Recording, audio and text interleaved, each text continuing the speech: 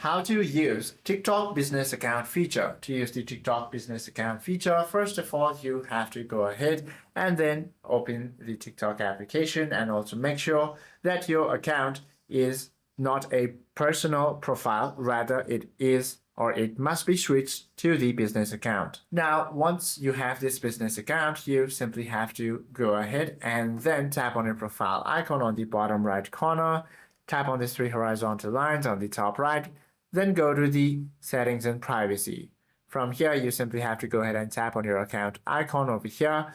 From here, you can switch to business by tapping on this business switch to business option. Now, once you do this, you can access the business suite from the settings and privacy, where you can find various TikTok business tools such as business analytics and also drive traffic with the website link and email button. You can also automate customer service with auto message replies. Hope this video helps you out a lot. If you have any questions or queries, please do comment down below.